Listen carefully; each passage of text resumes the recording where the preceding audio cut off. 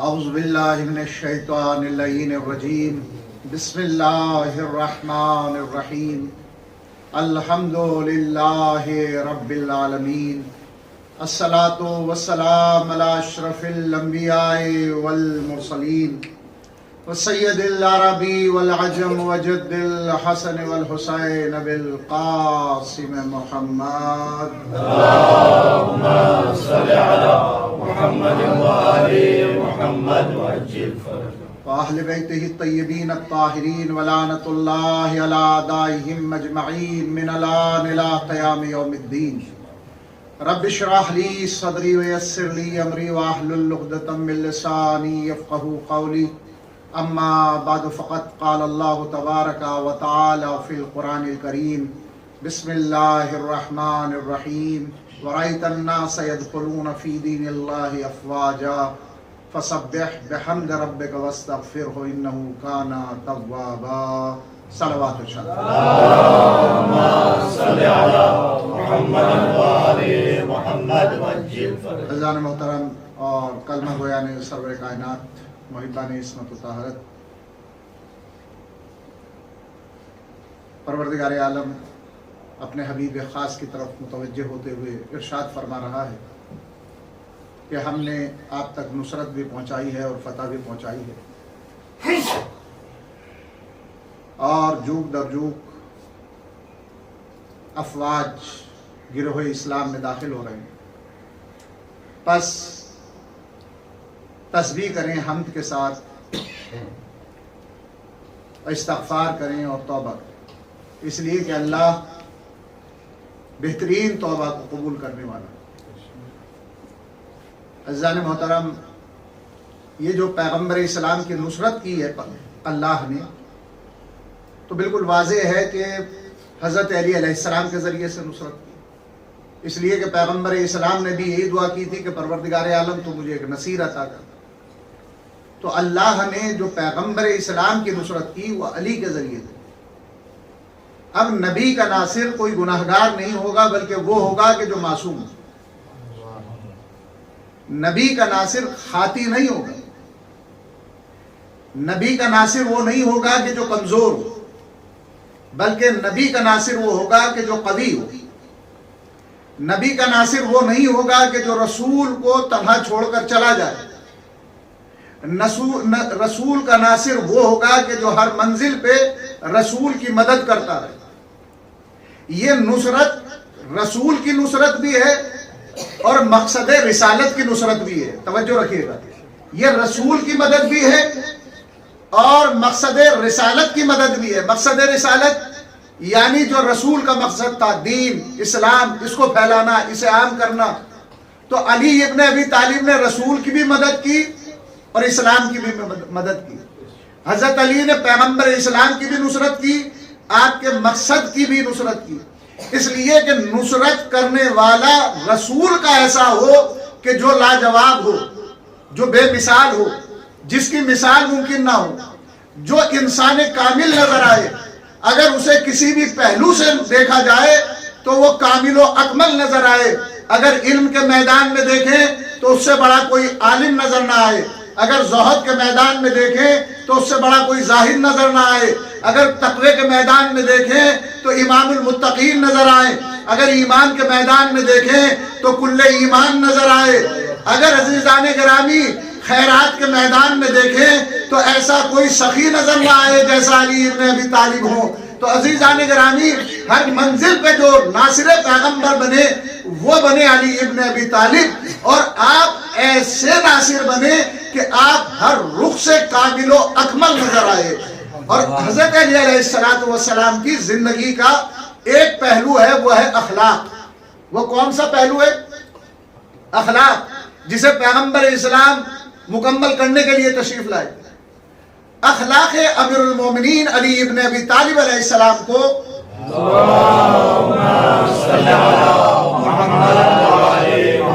ہم تین حصوں میں تقسیم کر سکتے ہیں۔ ایک ہے اخلاق عبادت، یعنی اخلاق عبادی جسے، ایک ہے اخلاق ذاتی، اور ہے ایک اخلاق غیری۔ ایک وہ اخلاق کہ عبادت میں آپ کا اخلاق کیسا تھا، ذاتی طور سے آپ کا اخلاق کیسا تھا، اور دوسروں کے لیے آپ کا اخلاق کیسا رہا۔ یہ تین حصے میں حضرت علی علیہ السلام کے اخلاق کو ہم ملاحظہ کر سکتے ہیں۔ اخلاق عبادی کیا ہے؟ عبادت کا اخلاق کیا ہے؟ اخلاق عبادی یہ ہے کہ جب ہم اس کی بارگاہ میں جائیں تو بس وہ ہو اور ہم ہوں، اس میں ریا نہ ہو، جو واجبات اور مستحبات ہیں اس کی ادائیگی ہو، اور جو محرمات اور جو مکروہات ہیں اس سے پرہیز ہو۔ نماز میں ہمارا اخلاق کیا، روزے میں ہمارا اخلاق کیا، حج کے حوالے سے ہمارا اخلاق کیا۔ تو اگر آپ اخلاق عبادی پر نظر ڈالیں گے تو آپ کو نظر آئے گا کہ سب سے پہلی منزل اخلاق عبادی کے اندر وہ پاکیزگی ہے، جس کے سر پہ انما یرید اللہ کا تاج سجا ہو، تو پھر عزیزان گرامی اس کے یہاں پر اخلاق کے کیا عالم ہے۔ دوسری چیز ہے نیت کا صحیح ہونا، جسے ہم خلوص کہتے ہیں، اور یہ خلوص نیت کی پاکیزگی کی بنیاد پر پیدا ہوتا ہے۔ جب ہم عبادت کرتے ہیں تو ہماری نیت کیا ہے، اور اللہ جو اجر دے گا وہ نیت پر دے گا۔ کہیں ایسا نہ تو نہیں ہے کہ ہماری نمازیں ریاکاری کے شکار ہو رہی ہیں، ہم نے جو عبادت کی اس کے اندر ریا شامل ہو جائے۔ تو ریا سے پاک ہونا چاہیے، یہ عبادت کا اخلاق ہے۔ یعنی جو ہم عبادت کر رہے ہیں اس عبادت کے اندر نیت کا خالص ہونا ضروری ہے، خلوص کا ہونا ضروری ہے، لیکن اگر اس میں ریا شامل ہو گئی تو عزیزان گرامی وہ چیز جو رحمت کا سبب ہے وہی چیز لعنت کا سبب بن جائے گی۔ صلوات پڑھیں محمد و آل محمد پر۔ اللهم صل على محمد وآل محمد۔ جو چیز رحمت کا سبب ہے وہ چیز لعنت کا سبب بن جائے گی۔ روایتوں میں موجود ہے، اگر آپ نگاہ ڈالیں تو آپ کو اندازہ ہوگا کہ اگر کوئی انسان نمازوں کو دکھاوے کے لیے پڑھ رہا ہے تو نماز اس پہ خود لعنت کرتی ہے، اور ہر عبادت اگر وہ دکھاوے کے لیے کی جا رہی ہے تو اس کے اندر کوئی اجر و ثواب نہیں ہے، بلکہ وہ عبادت اس پہ خود لعنت کرنے لگتی ہے۔ یعنی جو چیز ہمارے لیے رحمت کا سبب بن رہی تھی وہ ہمارے لیے لعنت کا سبب بن جاتی ہے اگر اس میں ریا شامل ہو جائے، اگر اس میں دکھاوا شامل ہو جائے۔ لیکن کیا کہنے اس علی کے کہ جب ایک کے سینے پر سوار ہے تو سینے سے اتر آئے۔ لوگوں نے پوچھا کہ یا علی آپ سینے سے کیوں اتر آئے؟ تو مولا نے فرمایا ہمیں سمجھانے کے لیے، میں نہیں چاہتا تھا کہ اللہ کی رضا میں میرا غصہ شامل ہو جائے۔ اللہ اکبر۔ یہ اہم ترین منزل ہوتی ہے عزیزان گرامی۔ اتنا سخت مرحلہ ہے کہ اگر ہلکی سی چوک ہو جائے تو عمرو بن عبد ود بھی مولا کائنات کے اوپر وار کر سکتا تھا اور آپ کو شہید کر سکتا تھا، لیکن یہ رضا الہی تھی، جبکہ علی کی رضا اللہ کی رضا ہے اور اس کی رضا علی کی رضا ہے۔ لیکن ہمیں سمجھانے کے لیے علی ابن ابی طالب نے بتایا کہ اخلاق عبادی کیا ہوتی ہے۔ نازک ترین حالات کے اندر بھی اپنی نیت کو پاکیزہ رکھو۔ صلوات پڑھیں محمد و آل محمد پر۔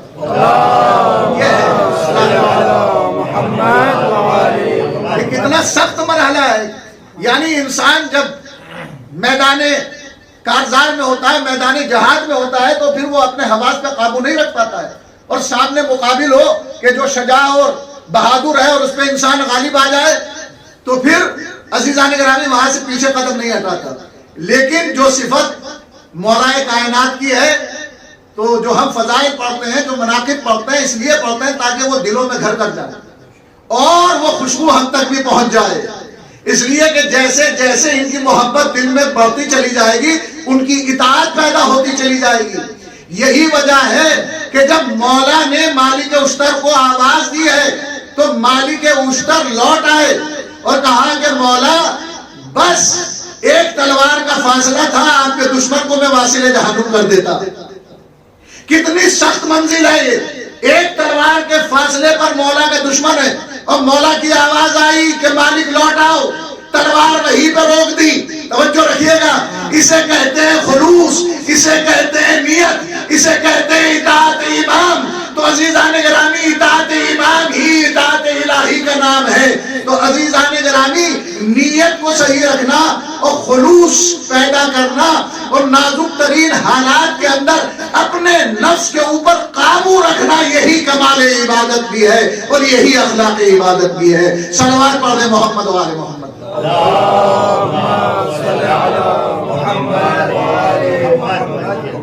عزیزان گرامی, جذبات کے میدان کے اندر بھی اپنے نفس کے اوپر مکمل طریقے سے قابو پا کے رکھنا. عزیزان گرامی, یہ کیا ہے؟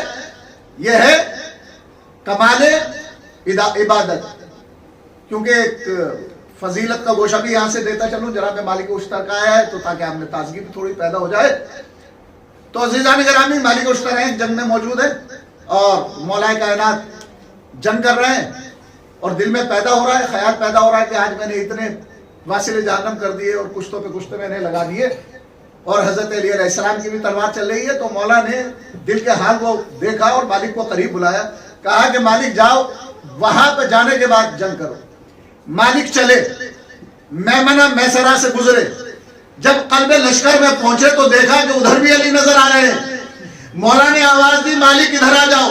جیسے ہی مالک قریب آئے تو ایک مرتبہ مالک کہتے ہیں, مولا میری سمجھ میں ہی نہیں آ رہا ہے, ادھر بھی آپ جنگ کر رہے ہیں, ادھر بھی آپ جنگ کر رہے ہیں, وہاں پہ بھی آپ کی تلوار چل رہی ہے, یہاں پہ بھی آپ کی تلوار چل رہی ہے.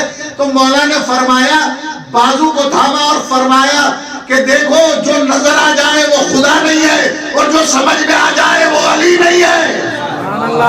صلوات پڑھ دیں محمد و آل محمد پر. اللہم صلی علی محمد و آل محمد.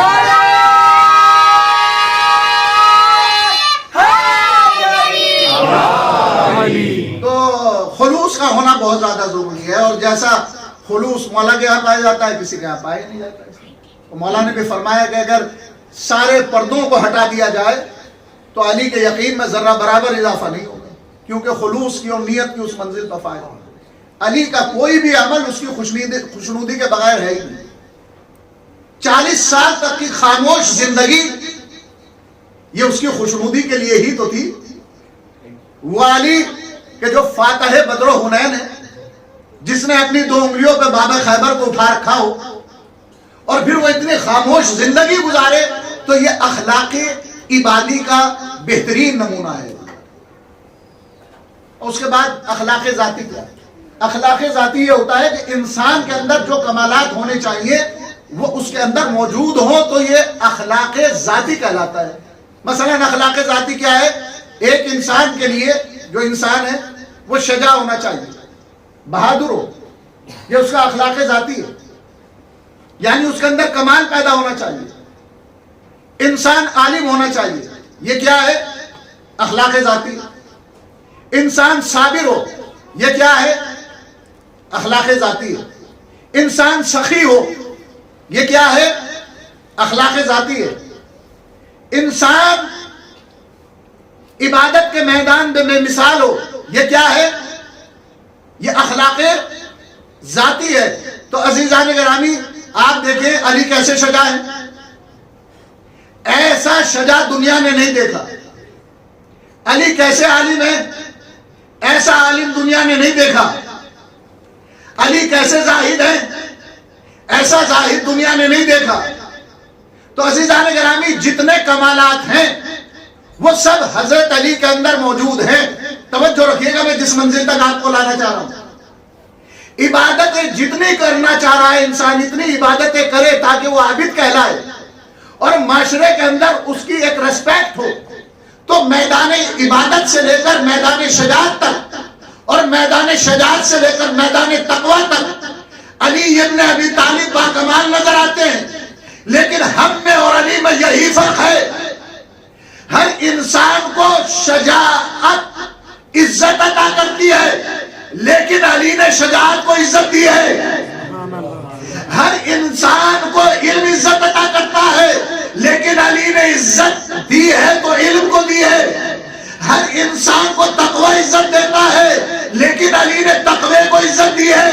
لفظوں کو بدلوں اور آگے لے کے چلوں, ہر انسان وہ ہے کہ جسے نماز عزت دیتی ہے، لیکن علی نے نماز کو عزت دی ہے۔ صلوات پڑھیں محمد و آل محمد پر۔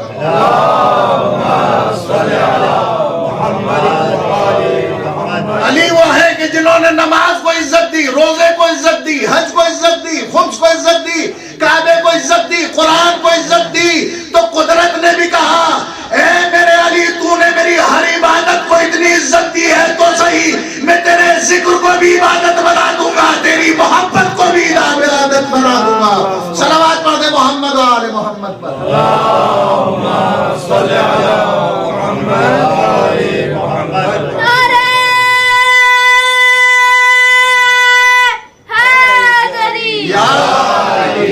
ذاتی اخلاق یہ ہے کہ انسان کے اندر کمال پیدا ہو جائے اور عیب انسان کے اندر سے نکل جائے۔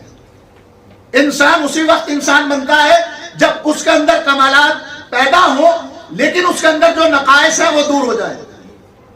توجہ رکھیے گا، انسان سخی ہو لیکن اگر بخیل ہے تو بخل کو نکال دے، یہ اخلاق ذاتی ہے۔ توجہ رکھیے گا عزیزان گرامی، جب رخ سے میں آج گفتگو کر رہا ہوں،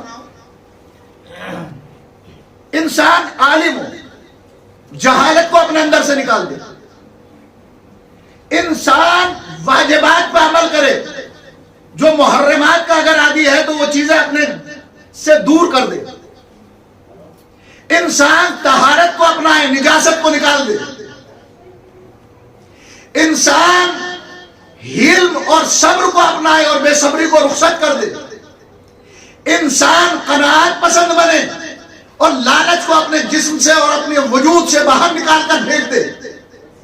یہ ہے کمال اور اخلاق ذاتی، کہ انسان کمالات کو حاصل کرے اور نقائص کو اپنے درمیان سے نکال کر باہر پھینک دے۔ عزیزان گرامی، یہ چیز ہمیں اس وقت تک حاصل نہیں ہو سکتی جب تک کہ ہم اپنے دل میں محمد و آل محمد کی محبت کو نہ بسا لیں، اور جب محبت کو ہم اپنے دل میں بسا لیں گے تو پھر عزیزان گرامی ہم ہر اس چیز سے نفرت کر دیں گے جس سے محمد و آل محمد نفرت کرتے تھے۔ توجہ رکھیے گا، محمد و آل محمد جس سے محبت کرتے تھے ہم اس سے محبت کریں گے، اور مولا علی جس چیز سے نفرت کرتے تھے ہم اس چیز سے نفرت کریں گے۔ حضرت علی نمازوں سے محبت کرتے تھے، ہم نمازوں سے محبت کریں گے۔ حضرت علی اخلاقیات سے محبت کرتے تھے، ہم اخلاق بنیں گے۔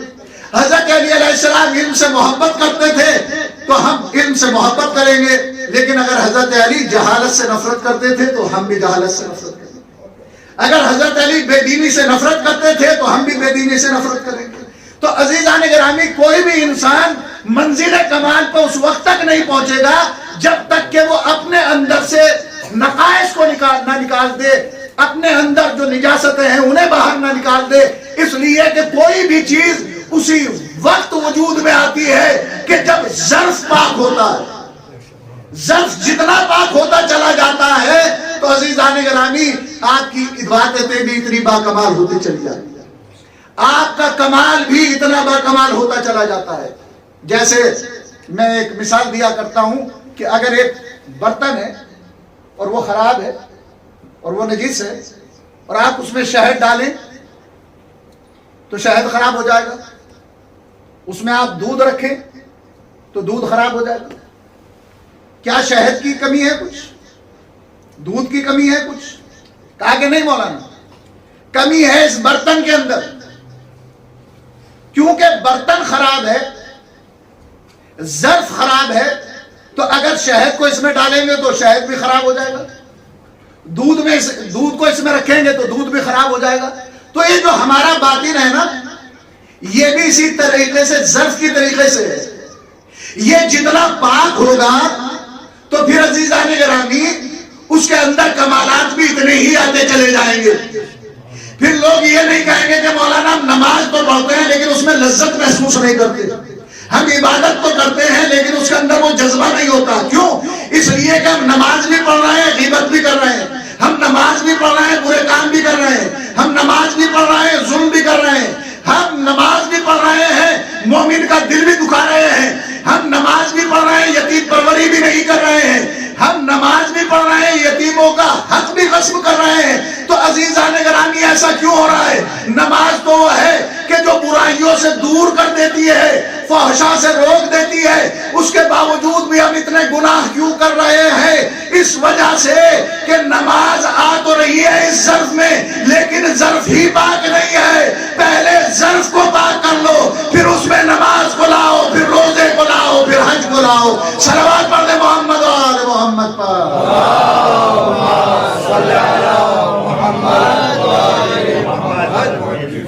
اور جب عزیزان گرامی ظرف پاک ہو جائے گا تو پھر وہ اخلاق ذاتی بھی انسان کے اندر پیدا ہو جائے گی۔ اچھا، ایک ہے اخلاق غیری، دوسروں کے لیے حضرت علی علیہ السلام کا اخلاق کیسا رہا؟ یہ عزیزان گرامی بہت اہم چیز ہے۔ اپنے والد کے لیے کیا اخلاق ہے، اپنے بھائیوں کے لیے کیا اخلاق ہے، اپنی اولاد کے لیے کیا اخلاق ہے، یہ اخلاق غیری ہی ہے۔ عزیز و اقارب کے لیے کیا اخلاق ہے، پڑوسیوں کے لیے کیا اخلاق ہے، معاشرے کے لیے کیا اخلاق ہے۔ ہم حضرت علی علیہ السلام کی صرف ظاہری زندگی پر نگاہ ڈالتے ہیں، لیکن اپنے دور حکومت میں حضرت علی علیہ السلام نے نہ جانے کتنے مشن عام کیے ہیں۔ اس کے اندر عزیزان گرامی علم کا فروغ، کالونیوں کا بسانا، یہ آج جو شہر بستے ہیں نا، اس کی ابتدا خود امیر المومنین علی ابن ابی طالب علیہ السلام نے کی ہے۔ جو بے مکان تھے انہیں مکان عطا کیا کرتے تھے حضرت علی علیہ السلام۔ یہ پلاننگ کا حصہ تھا حکومت میں حضرت علی علیہ السلام۔ جو لباس نہیں رکھتے تھے انہیں لباس پہنچانا، جو غریب ہیں ان کا خیال رکھنا، رات رات بھر امیر المومنین رزق کو لے کر یتیموں، غریبوں، مسکینوں کے پاس جایا کرتے۔ اس میں ایک اہم ترین حصہ تھا یتیم پروری۔ کوئی بھی یتیم ہو، کسی بھی مذہب کا یتیم ہو، اس کی پرورش کی ذمہ داری امیر المومنین علی ابن ابی طالب۔ اور میں نے جیسا کہ رات مسائل میں بھی ذکر کیا، کتنے یتیم تھے جو حضرت علی علیہ السلام کے در پہ آئے، انہوں نے آنے کے بعد کہا ہے آج ہم یتیم ہیں، آج ہم یتیم۔ یہ عزیزان گرامی ہم اس چیز کو سمجھ نہیں پاتے ہیں۔ اگر اس پہ ہم غور کریں تو میں ایک رخ دینا چاہتا ہوں، شاید کسی حد تک میں پہنچانے میں اس چیز کو کامیاب ہو جاؤں۔ کبھی کبھی ایسا ہوتا ہے کہ مفہوم ذہن میں ہوتا ہے اور الفاظ ساتھ چھوڑ دیتے ہیں مفہوم کو سامنے تک پہنچانے میں۔ یہ جو یتیم پروری کا مشن حضرت علی علیہ السلام کا تھا نا، یہ بہت اہم ترین مشن تھا۔ اس کے میں نتائج آپ کو بتاؤں گا۔ چھوٹے چھوٹے بچوں کو لیا ہے، اس کے اندر کوئی مذہب کی قید نہیں تھی، اس میں عیسائی بھی تھے، یہودی بچے بھی تھے، مسلمان بچے بھی تھے، اور سب کی تربیت حضرت علی علیہ السلام نے کی۔ وہ کس انداز سے تربیت کی ہے، ان کے کھانے اور پینے کے انتظام کے ساتھ ساتھ تعلیم کا انتظام ہے۔ تعلیم کے بعد ایک مرحلہ ہوتا ہے، وہ ہے تربیت۔ آج پوری دنیا کے اندر تعلیم پہ تو کام ہو رہا ہے، تربیت پہ کام نہیں ہو رہا ہے۔ حضرت علی علیہ السلام نے تعلیم کے ساتھ ساتھ تربیت پہ کام کیا ہے بہت۔ اور یہی وجہ ہے کہ جب ایک عیسائی یتیمہ بچی امام حسین علیہ السلام کے زمانے میں، جو اب وہ جوان ہو چکی ہے اور کوفے کے حالات غیر ہیں، اور نوبت یہاں تک ہے کہ بہت سے لوگ جو دور امیر المومنین میں اپنے آپ کو کہتے تھے کہ ہم مولا کے ساتھ ہیں، حالات کو دیکھ کے بدل چکے ہیں۔ لیکن حضرت علی علیہ السلام نے جس یتیمہ کی تربیت کی تھی، وہ یتیمہ کوفے میں ان پر آشوب ماحول کے اندر بھی حضرت علی علیہ السلام کی ولایت کی تبلیغ کر رہی تھی۔ عزیزان گرامی، ہمیں چھوٹے چھوٹے بچوں کے اوپر بہت زیادہ کام کرنے کی ضرورت ہے۔ یہ مولا کائنات نے اس کے اندر پیغام دیا ہے کہ یہ ایک تخم ہے، یہ ایک بیج ہے۔ جس طریقے سے ہم انہیں بوئیں گے، اتنا ہی خیال رکھتے ہوئے جب یہ پودا بڑھے گا اور بڑھے گا اور بڑھے گا، ایک زمانہ وہ آئے گا کہ وہ تناور درخت بن جائے گا، اور پھر اس کے سائے سے اور اس کے پھلوں سے لوگ بہت فائدہ اٹھائیں گے۔ حضرت علی علیہ السلام نے یہ یتیموں کی تربیت کر کر اور ان کی پرورش کر کر ایسے چھوٹے چھوٹے پودے لگائے تھے کہ آج پوری دنیا میں انہی کے ذریعے سے علم علی عام ہو رہا ہے، اخلاق علی عام ہو رہا ہے۔ عزیزان گرامی، ہمیں جس طریقے سے حضرت علی علیہ السلام نے پیغام دیا ہے کہ ہمیں اپنی زندگی کے اندر کسی نہ کسی مشن کے اوپر ضرور کام کرنا چاہیے۔ ضروری نہیں ہے کہ ہم 1000 بچوں کی تربیت کر پائیں، ضروری نہیں ہے ہم 100 بچوں کی تربیت کر پائیں، ضروری نہیں ہے عزیزان گرامی ہم 10 بچوں کی تربیت کر پائیں، لیکن ہم ایک بچے کی تو تربیت ضرور کر سکتے ہیں۔ اور اگر ہم اس کا مکمل خیال نہیں کر سکتے ہیں تو عزیزان گرامی کہیں نہ کہیں ایک رخ سے اس کا خیال کیا جا سکتا ہے کہ ہم اس بچے کی فیس کو جمع کرا دیں. کچھ نہیں ہے تو ہم اپنے جملوں کے ذریعے سے اس کے اندر اخلاق کی شمع کو روشن کر سکتے ہیں. لیکن یہ ہر شیعہ کی ذمہ داری ہونی چاہیے کہ جتنے بھی بچے قوم کے اندر ہیں ان کو آگے لے جانا یہ ہمارا مشن ہونا چاہیے ہے. صلوات پڑھ لیں محمد و آل محمد.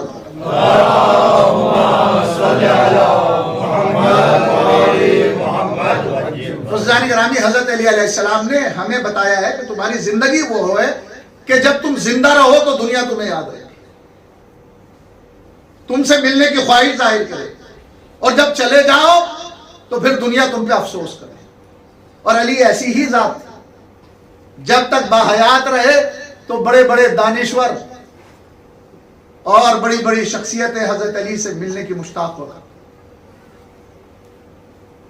اور جب آپ رخصت ہو گئے تو پوری کائنات آج غم منا رہی, اور حضرت علی علیہ السلام کو اچھائی کے ساتھ ہی یاد کیا جا رہا ہے. پوری دنیا یہ اشک بار کیوں, یا علی ابن ابی طالب کا غم کیوں منا رہی؟ علی نے دنیا کو کچھ دیا ہوگا نا, کوئی کسی کے لیے ایسے آنسو نہیں بہاتا نا. وہ علی ہے یہ جو وسیع رسول ہے, جس کی بنیاد میں علی کی محنتیں ہیں, جس اسلام کی بقا کے لیے علی نے اپنی اولاد کو قربان کر دیا. کون ہے یہ علی ابن ابی طالب کہ آخری وقت ہے اور وصیت فرما رہے ہیں تقوی الہی اختیار کرنا اور دنیا کی طرف رغبت نہ کرنا, اور دنیا تمہارے پیچھے آئے تو اس کے فریب میں نہ آنا, اور دنیا اگر تم سے کچھ چھین لے تو اس پر صبر کرنا, اس پر افسوس ظاہر نہ کرنا. اور پھر اس کے بعد حضرت علی علیہ السلام نے فرمایا کہ میں اپنے اہل کو اور اپنی اولاد کو جس تک یہ نوشتہ پہنچے اس کو میں وصیت کرتا ہوں کہ تقوی الہی اختیار کرے اور اپنے نظام کو مرتب کرو. اللہ اللہ فی الیتام, اور یتیموں کے بارے میں اللہ سے ڈرو. واللہ اللہ فی القرآن, اور قرآن کے بارے میں اللہ سے ڈرو. واللہ اللہ فی الجیران, اور پڑوسیوں کے بارے میں اللہ سے ڈرو, اس لیے کہ رسول خدا نے جو پڑوسیوں کے حقوق کو بیان کیا ہے تو ہمیں یہ فکر ہوئی کہ کہیں ایسا نہ ہو کہ رسول میراث میں ان پڑوسیوں کے حصے کو قرار دے. عزیزان گرامی, علی ابن ابی طالب وصیتیں کرتے جا رہے ہیں اور اولاد ہے جو بیٹھی ہوئی آنسو بہا رہی ہے. ایک مرتبہ علی ابن ابی طالب اپنی وصیت سے فارغ ہوئے تو اپنی چاہنے والی بیٹی زینب کی طرف متوجہ ہوئے. زینب ذرا قرآن تو لے کر آؤ. شہزادی زینب قرآن لے کر آئی. کہا کہ بیٹی زینب ذرا تلاوت قرآن تو کرنا شروع کرو. زینب نے تلاوت قرآن کرنی شروع کی. علی کی آنکھوں سے آنسو ٹپکنے شروع ہوئے, اس لیے کہ علی اپنے لہجے کو زینب کے لہجے میں محسوس کر رہے تھے. ایک مرتبہ گریا کرتے کرتے کہا زینب بس ٹھہر جاؤ. اللہ اکبر. عزیزان گرامی, وہ وقت بھی قریب آیا کہ جب حضرت علی نے اپنی اولاد کو قریب بلایا اور تمام اولاد کے ہاتھ کو امام حسن کے ہاتھ میں دیا اور غازی عباس کے ہاتھ کو آقا حسین کے ہاتھ میں دیا. ارے اس کے بعد ایک مرتبہ شہزادی زینب کو قریب بلایا. ارے زینب ذرا اپنے ہاتھوں کو تو آگے بڑھاؤ. بی بی زینب نے ہاتھوں کو آگے بڑھایا. ارے مولا نے جناب زینب کے ہاتھوں کا بوسہ لیا. میں کہوں گا شہر آقا یہ شہزادی کے ہاتھوں کا بوسہ کیوں لے رہے ہیں؟ عجب نہیں کہ غیبی آواز آ جائے. ارے تمہیں معلوم نہیں یہ وہی ہاتھ ہے جس میں ریشمان ظلم باندھی جائے گی. ایک مرتبہ آقا حسین کو قریب بلایا. اے میرا لال حسین قریب آؤ. حسین قریب آئے. ارے اپنے گلے کو تو قریب کرو. حسین نے اپنے گلوئے مبارک قریب کیا. ارے علی مرتضیٰ نے حسین کے گلے کا بوسہ لیا. اے میرے مولا, ارے یہ بوسہ کیسا؟ کہا کہ یہی وہ گلا ہے ارے جو کربلا میں ذبح کیا جائے گا. جائے گا. اللہ اللہ. ارے بس ایک وقت وہ بھی آیا کہ جب مولا علی کے اصحاب بیت الشرف کے باہر کھڑے ہوئے تھے, بیت الشرف سے آواز بلند ہوئی, کہیں عباس کی آواز بلند ہے, کہیں امام حسن کی آواز بلند ہے. تاریخ نے منظر پیش کیا, اصحاب کی نگاہیں دروازے پر لگی ہوئی تھی, بس دروازہ کھلا, امام حسن برآمد ہوئے, ہاتھ اٹھایا, ایک فقرہ کا انا للہ و انا الیہ راجعون. ارے شیعوں نے ماتم شروع کیا, میرا مولا اس دنیا سے رخصت ہو گیا.